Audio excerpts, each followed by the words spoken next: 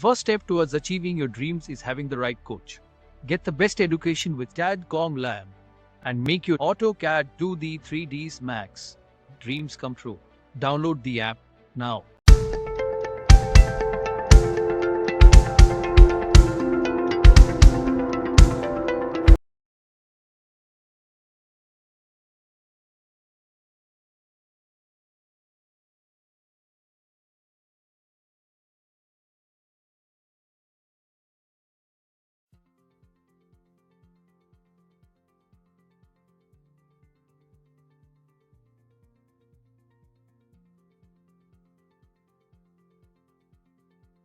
फिर होस्पोस हो जाती है, समझ में नहीं आता। इसीलिए आर्किटेक्चर पार्ट में इसीलिए कॉल आउट्स को यूज़ करा गया है, डिटेल कॉल आउट को यूज़ करा जाता है ताकि आप उनको मार्क करके अलग सेपरेटली शो करा सकें सिस्टमेटिक वे, हम साइड में दे सकें। ये इलिप्स मैंने यहाँ पर ड्रॉ करा था, दैट मीन्स कि ये डिटेल्स हम कहाँ दे रहे हैं, यहाँ पर। टाइप्स ऑफ लाइट्स, इस लाइट को कई बार देखा होगा, अभी हम लोगों ने बिल्कुल जस्ट देखा था, बिल्कुल ये देखो। मॉडर्न इंटीरियर में आपको यही मिलेगा, डिफरेंट टाइप्स ऑफ लाइट, नाम नहीं पता, फिर हम मेंशन क्या करेंगे वहाँ पर। इसीलिए ये सारी चीज़ें बहुत इंपॉर्टेंट होती है। ये इसलिए क्योंकि अगर हमने इस पे मेहनत नहीं की तो मैं आपको ये चीज़ बिल्कुल क्लियर बता दूं कि अब जो ड्राइंग्स पे हम काम करेंगे आर्किटेक्चर और इंटीरियर पार्ट खत्म करने के बाद, उसमें डिफिकल्टीज होंगी आपको।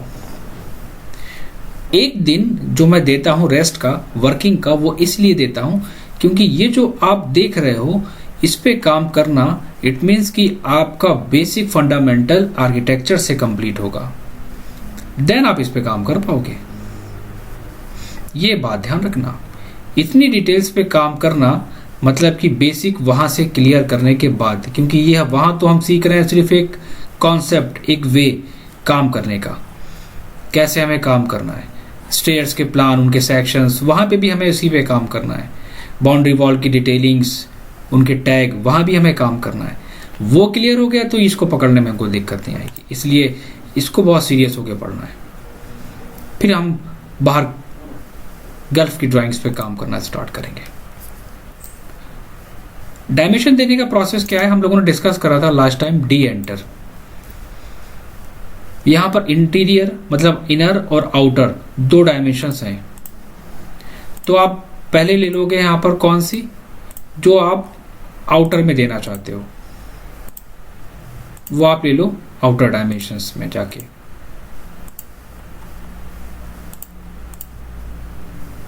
ये मैंने अलग अलग डायमेंशंस क्रिएट करी हैं।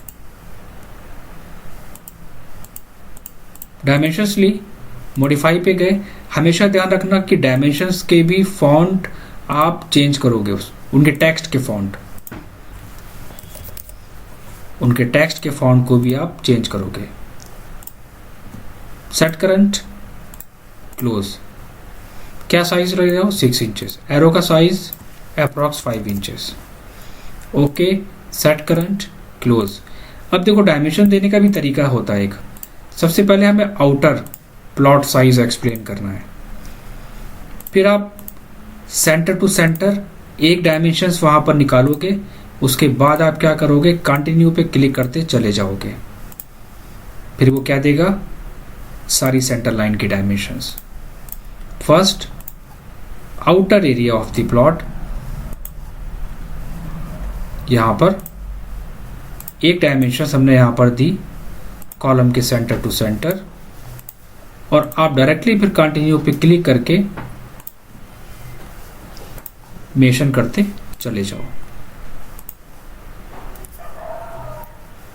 और इनर डायमेंशंस अलग निकालना, यहां पर देना इनर के नाम से, यहां पर दे देना इनर डायमेंशन के नाम से, उनको अलग देना। आप इनर डायमेंशंस पे आना, मॉडिफाई, टेक्स्ट यहां पर चूज करो, फिर अपना वही दूसरा, मैं दूसरा फॉन्ट लेके चल रहा हूं, टेक्नी लाइट। कितना फॉन्ट रखना चाहते हो, अब यहां पर 2, 3 इंच में लेके चल रहा हूँ क्योंकि स्मॉल लेके चल रहा हूँ मैं यहाँ पर। एरो का साइज मैं अप्रॉक्स 2 इंच लेके चल रहा हूँ क्योंकि अंदर की डायमेंशन छोटी बड़ी होती है। Okay, set current, close. तरीका क्या होता है इनर डायमेंशंस का, हमारे पास कितना साइज है। अब देखो मैं यहाँ पर डायमेंशंस को तो मेंशन कर रहा हूँ, लेकिन फिर हमें ये नोटिस करना पड़ेगा कि ज़्यादा स्मॉल नहीं आनी चाहिए डायमेंशंस, ये भी एक पॉइंट ध्यान रखना। और दूसरा, ये जो लाइंस हैं ये लाइंस डॉटेड में नहीं आनी चाहिए। लाइन वेट थोड़ा सा बढ़ा देना, इनको भी बाई लेयर कर देना, डॉटेड में नहीं करना है। टेक्स्ट का साइज इंक्रीज करो, मैं 4.5 लेके चल रहा हूँ। Set current, close. एरो का साइज भी थोड़ा सा इंक्रीज करो, एक ऐसा रखो साइज जहां पर आपको प्रॉब्लम ना हो और चीजें बिल्कुल परफेक्टली शो हो।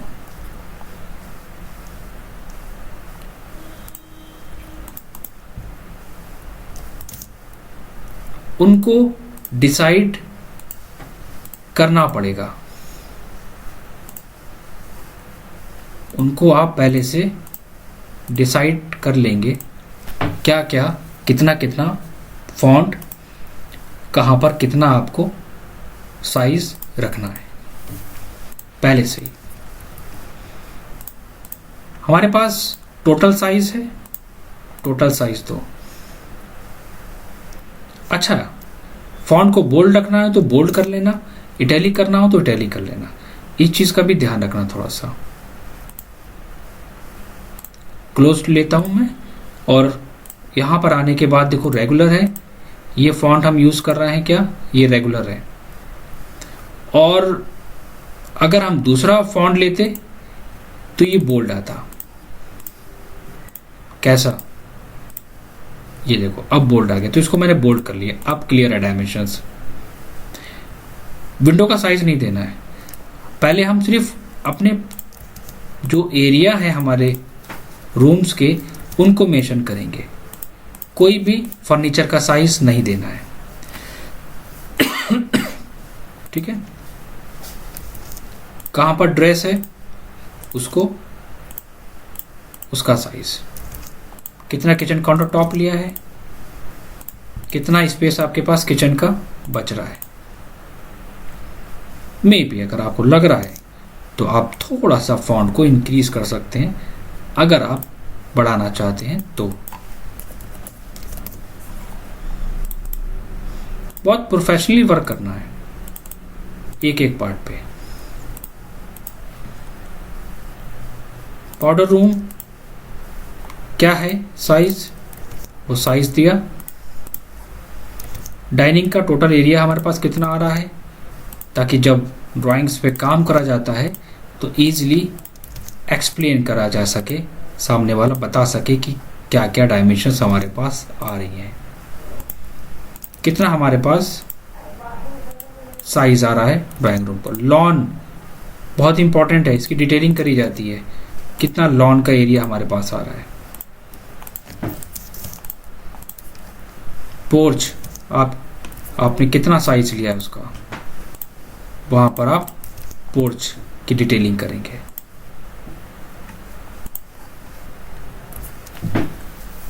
ग्राउंड फ्लोर आपको बनाना है और इसी को कॉपी करके आपको इसका फर्स्ट फ्लोर बनाना है।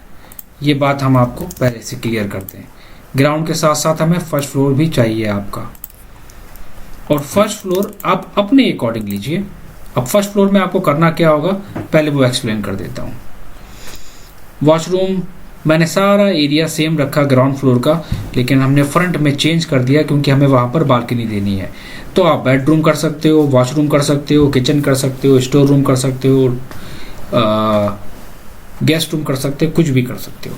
लेकिन हमारा जो प्लॉट एरिया था, बात समझना, उस प्लॉट एरिया से के अंदर, लिमिट के अंदर हमने यहाँ पर एक बालकनी का पार्ट दिया है, जिसको हमने हैचिंग के साथ शो करा दिया। यहां पर हैचिंग के साथ मैंने उसको शो करा दिया और मेंशन कर दिया कि दिस वन इज बालकनी। कितनी है उसका साइज मैंने उसको बताया, जो भी आप देना चाहते हो। जो भी आप साइज मेंशन करना चाहते हो, लेकिन उस एक एक पार्ट को एक्सप्लेन करो। ड्राइंग बनाना और प्रोफेशनली काम करना दोनों में अंतर होता है। ये हमारी क्या है, पैरापेट वॉल है। जैसे कि हमारी पैरापेट वॉल है, आपको कंफ्यूजन हो रही है तो आपने इसको दूसरे कलर से और इसकी लाइन वेट बढ़ा के मेंशन कर दिया। मैंने उसको वॉल के साथ ना शो करा के मैंने शो करा दिया एक दूसरे कलर के साथ। तो ये आ गई मेरी पैरापेट वॉल। पैरापेट वॉल का एक टैग लगाओ। टैग कैसे लिखोगे, डायमेंशंस पे जाके मल्टी लीडर के साथ ऐसे इस तरह टैग लगाओ। पैरापेट वॉल कितनी, 1050। ग्लास रेलिंग कहां पर, उसका एक टैग लगाओ। ये जो सिंबल है ग्लास का, यहां पर एक ग्लास देंगे। ये क्या है, पैरापेट वॉल। चाहो तो पैरापेट वॉल को सॉलिड भी शो करा सकते हो वॉल के साथ। डिटेल्स हमें उसमें ऐड करनी चाहिए, पहले हम उसके बारे में डिस्कस करते हैं। प्लानिंग स्टार्ट करने से पहले हमने फर्स्ट डे डिस्कस करा था टेम्पलेट डिज़ाइन, जो कि हम लोगों ने सीख लिया है कि टेम्पलेट को कैसे डिज़ाइन करते हैं। टेम्पलेट डिज़ाइन करने के बाद आती है क्या, लेयर पे काम करना। हमने ये भी सीख लिया था कि लेयर पे कैसे काम करते हैं। बात आती है यूनिट सेटअप। शॉर्टकट सभी को पता है ऑलमोस्ट, यू एंड एंटर। कुछ चीज़ें हम यहाँ पर डिस्कस करेंगे कि यूनिट के अंदर कुछ चीज़ें हैं, जैसे कि हम जब काम करते हैं आर्किटेक्चर के अंदर, तो वहाँ पर आर्किटेक्चर के अंदर हम यूज़ करते हैं इंचेस का ऑप्शन। बहुत सारे लोग क्या करते हैं, फिट ले लेते हैं। तो अगर हम फिट को ले लेंगे तो फिर वो इंचेस पे काम नहीं करेगा। तो यहाँ पर ये टर्म्स कंडीशंस है। मैंने इंचेस लिया है, तो हमेशा जब भी हम काम करेंगे तो आर्किटेक्चर और स्केल के अंदर हम इंचेस यूज करेंगे। अगर हमारे पास ड्राइंग आ गई मीटर में, तो आप ऊपर लोगे डेसिमल और नीचे लोगे मीटर। डेसिमल के अंदर मीटर।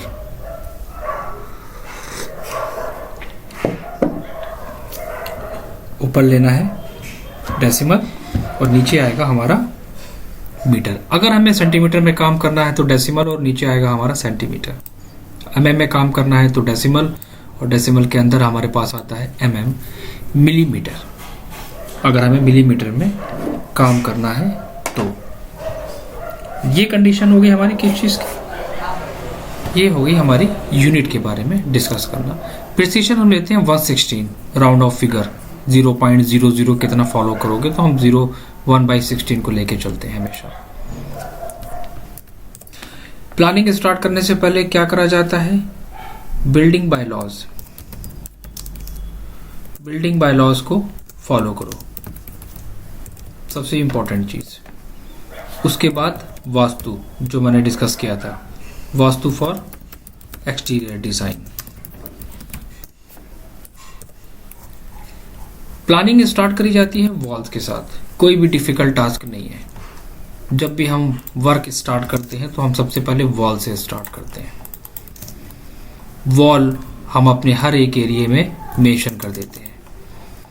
बहुत सारे लोग डिजाइनिंग के साथ साथ डोर भी साथ साथ लेके चलते हैं, तो वहां पर आपको क्या करना है, आपको सिर्फ वॉल्स लेके चलनी है, कोई भी एरिया नहीं देना है, ओनली वॉल्स। पहला स्टेप।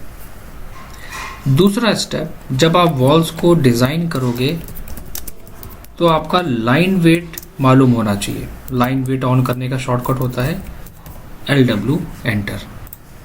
हम जब LW एंटर करेंगे तो LW एंटर करने के बाद यहाँ पर एक ऑप्शन आएगा डिस्प्ले लाइन वेट। आप डिस्प्ले लाइन वेट पे क्लिक करोगे, जब ये अनचेक होगा तो आप इसको चेक करके ओके कर दोगे। और जो लाइन वेट होती है हर एक ऑब्जेक्ट की स्टैंडर्ड, वो आपको इसके टेम्पलेट में मिल जाएगी, जो मैं टेम्पलेट फॉरवर्ड करूंगा सभी लोगों को ग्रुप में। वो टेम्पलेट आपको मिल जाएगी, आप उस टेम्पलेट को इंपोर्ट करा लेंगे। कैसे इंपोर्ट कराएंगे? LA एंटर करने के बाद LA एंटर, यहां पर एक ऑप्शन आता है लेयर स्टेट मैनेजर, ओके करेंगे। यहां पर एक ऑप्शन आएगा इंपोर्ट फाइल ऑफ टाइप, मैंने बोला था LAS। लेयर को सिलेक्ट करने के बाद ओपन एंड ओके, हमारी टेम्पलेट आ जाएगी और हर एक टेम्पलेट के अंदर लाइन वेट उसका वहां पर गिवन होगा। ये हो गया स्टेप जो हमें फॉलो करने हैं। उसके बाद पार्ट आता है कॉलम डिजाइन का। कॉलम डिजाइन करना है मुझे वॉल्स देने के बाद, तो यहां पर हम देते हैं कॉलम्स को। कॉलम्स के बारे में भी हम लोगों ने डिस्कस किया था कि इनके कुछ स्टैंडर्ड होते हैं, उन स्टैंडर्ड्स के बेसिस पे हमें कॉलम्स को मेंशन करना होता है। और कॉलम्स में कितना स्पैम होना चाहिए, कितना गैप होना चाहिए, सेंटर टू सेंटर कितनी स्पेसिंग होनी चाहिए, वो सब आपको नोट्स में मिल जाएगी। यहां पर आपको मिलेगा the centre to centre distance between the columns minimum is 3 metre and the maximum is 5 metre. 3 to 5 metre की स्पेसिंग को फॉलो करना है मुझे, ये चीज हमें ध्यान रखनी है। 3 to 5 मीटर। और हर एक स्टोरी का अलग अलग कॉलम का साइज होता है। स्टोरी 1 के लिए अलग है, 2 के लिए अलग है, 3 के लिए अलग है, 4 के लिए अलग है।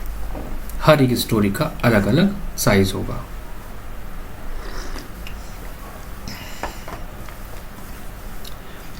अब इसको बनाने का प्रोसेस क्या होता है? सबसे पहले तो आप एक रेक्टेंगल ड्रॉ करोगे, REC एंटर करके, D एंटर, जितने बार जितने का कॉलम चाहिए कॉलम क्रिएट करो।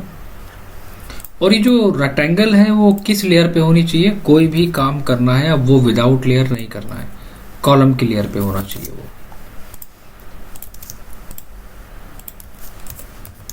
क्या करोगे? उसको मैच करा दो। GD enter, gradient.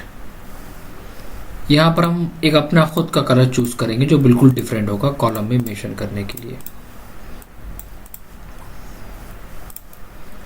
And columns की पोजीशन अब ये अलग अलग है, आप क्या करोगे?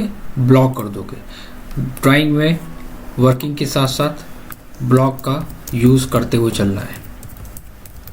B enter, blocks. तो आपने B एंटर किया, name, select object, pick point, okay. इसको सेलेक्ट करके हमने प्लेस करा दिया। सेकंड कॉलम्स की पोजीशन, सेलेक्ट एंड प्लेस। कहां कहां कॉलम्स रखने हैं, किस पोजीशन पे रखने हैं, ये कॉलम्स आप अपने स्पैम के अकॉर्डिंग वहां पर मेंशन करेंगे। बहुत सारे लोगों को इसके बारे में आइडिया नहीं होता है, तो वो कहीं पे कुछ भी कॉलम का साइज रैंडम दे देते हैं और वो चीज़ गलत होती है, क्योंकि ये बहुत ही इम्पॉर्टेंट चीज़ है, बहुत सेफ्टी के पॉइंट ऑफ व्यू से फॉलो करा जाता है। तो हमेशा एग्जाम्पल फर्स्ट, सेकंड, थर्ड, मैंने 3 कॉलम दिए, यहाँ पर कॉलम देने की ज़रूरत नहीं है, क्योंकि कॉलम के साथ साथ हमें ये भी देखना पड़ता है कि जब हम वर्क करते हैं प्रैक्टिकली तो हमारा बजट एस्टीमेट कितना आएगा। तो एक कॉलम का साइज इंक्रीज करने से, उसको बढ़ाने से हमारे प्रोजेक्ट की कॉस्ट पे बहुत इफेक्ट पड़ता है। इस चीज़ का भी हमें ध्यान देना है। कॉलम्स को बहुत ही ध्यान से प्लेस करो।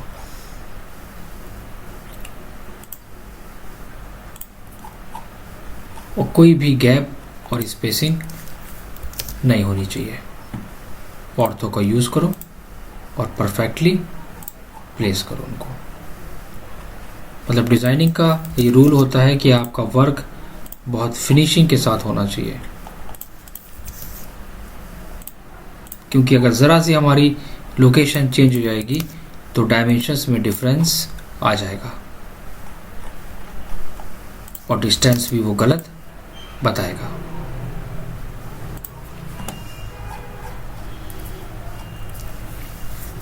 स्टेप बाय स्टेप ड्राइंग्स को बनाना, यही पार्ट हमारा चाहे इंडियन डिटेलिंग का हो चाहे गल्फ डिटेलिंग का हो। कॉलम को डिजाइन करने के बाद हमारे पास बात आती है किस चीज की, डोर्स, और उसके बाद हमारे पास बात आती है विंडोज।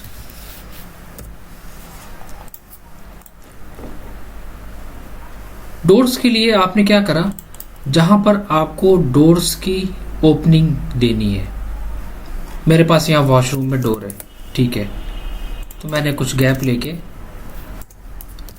जो डोर का साइज होता है 2 फीट 6 इंचेस अप्रॉक्स, मैंने ओपनिंग दे दी। कुछ भी नहीं देना है वहां पर, बिल्कुल ब्लैंक छोड़ देना है। वॉल को एक्सटेंड, डोर का साइज आपको कितना लेना है, एंड एक्स्ट्रा पार्ट ट्रिम। हमारे पास यहाँ पे भी डोर होगा, ठीक है, ओपनिंग जो भी साइज है, एक्स्ट्रा पार्ट ट्रिम। वॉल है तो वॉल से मैच करो, यहाँ पे भी हमारे पास है तो यहाँ पे भी हमने कुछ गैप दे दिया ताकि वो हमारा वॉल से टच ना हो। देन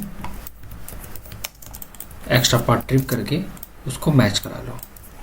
वॉल है तो वॉल का एरिया होना चाहिए, डोर है तो डोर का एरिया होना चाहिए।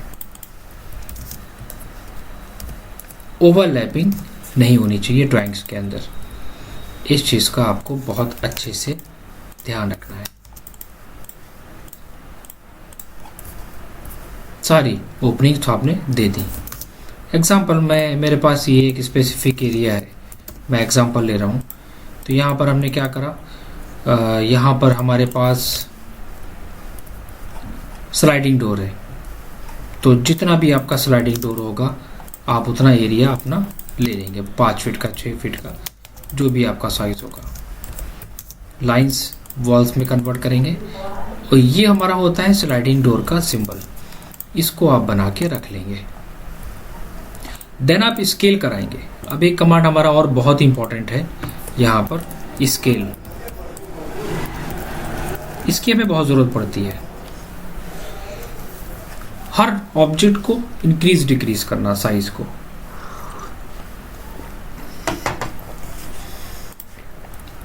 सेलेक्ट SC एंटर, क्लिक करने के बाद R enter, first click second click, P enter first and second, and place.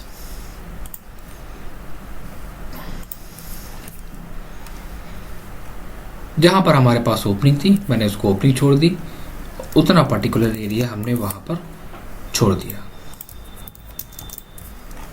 हर एक पार्ट को बहुत ही सिस्टमेटिक वे में।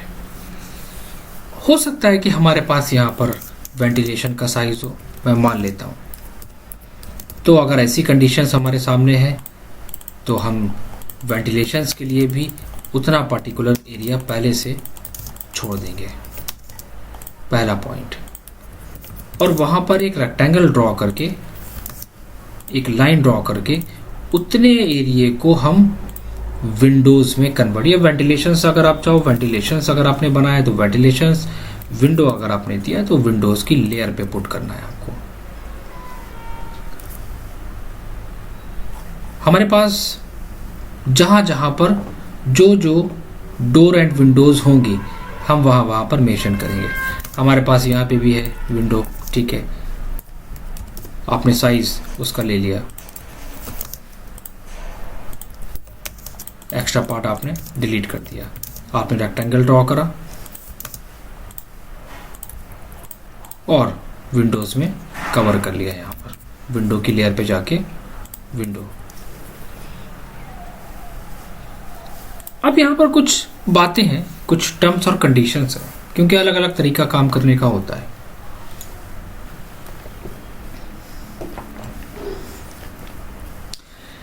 काम करने का तरीका अलग अलग क्या होता है कि जब विंडोज़ वगैरह डिज़ाइन करी जाती हैं तो उनके जो प्लान होते हैं वो अलग होते हैं, उनके एलिवेशंस जो होते हैं वो अलग होते हैं। सबके प्लान्स और एलिवेशंस अलग अलग डिज़ाइन करे जाते हैं। तो कुछ विंडो के डिज़ाइन ऐसे होते हैं, कुछ विंडो के डिज़ाइन ओपनिंग की ये होती है, स्लाइडिंग की कुछ इस तरह होती है और केसमेंट की इस तरह होती है। सबके अलग अलग होते हैं डिज़ाइंस। ये काम करने का तरीका होता है और कुछ का ये होता है। तो आपको जो भी वर्क करना है, आप बहुत है तो आप शो करा सकते हैं फ्रेम के साथ, एक्सटेंड और एक्सप्लोड करके। मतलब ये भी एक वे है काम करने का, क्योंकि बहुत सारे लोग कहते हैं कि इस तरह भी आप दे सकते हो। दोनों मेथड है। सिंपल दोगे तो भी कोई दिक्कत नहीं है, कोई प्रॉब्लम नहीं है सिंपल पे भी। यहाँ पर विंडोज़ है हमारे पास, यहाँ पर भी हमारे पास डोर होगा। ठीक है, मैंने यहाँ पर भी एक ऑफसेट ले लिया। डोर या विंडो कितना लेना है वो आपने ले लिया। एक्स्ट्रा पार्ट आपने ट्रिम कर लिया। यहाँ पर क्या है, डोर कितना होगा 3/6। एक्स्ट्रा पार्ट आपने ट्रिम कर लिया।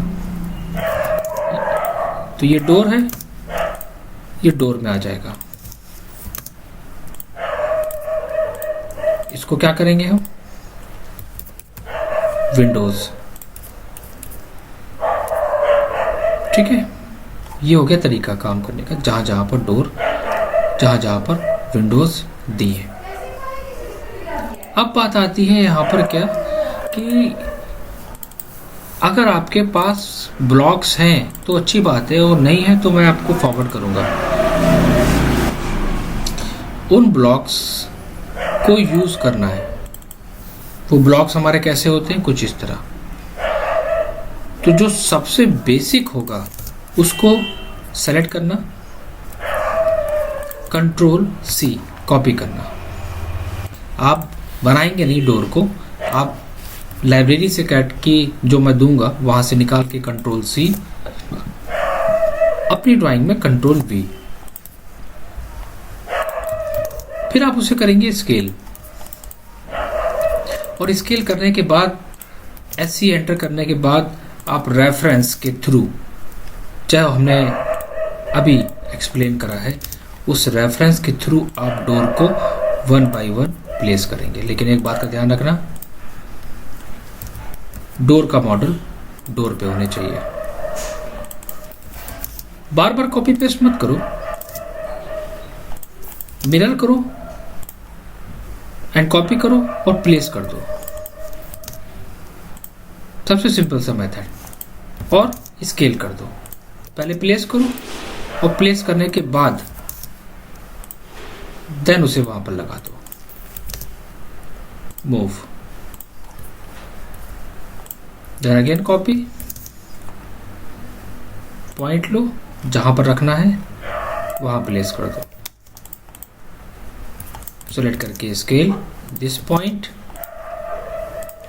And point. हो गया काम करने का तरीका। फिर कॉपी, एक एक स्टेप के साथ। और इसका एक बहुत अच्छा सा एक और तरीका भी है, फास्ट, वो मैं एक्सप्लेन करूंगा, क्योंकि काम करने के जो तरीके होते हैं वो बिल्कुल डिफरेंट होते हैं। इसको भी हम करेंगे स्केल एंड पॉइंट। सेम चीज हमने इसको कॉपी करा, कहां रखना है, दिस वन। स्केल करो दोनों point and P enter, first second, then move.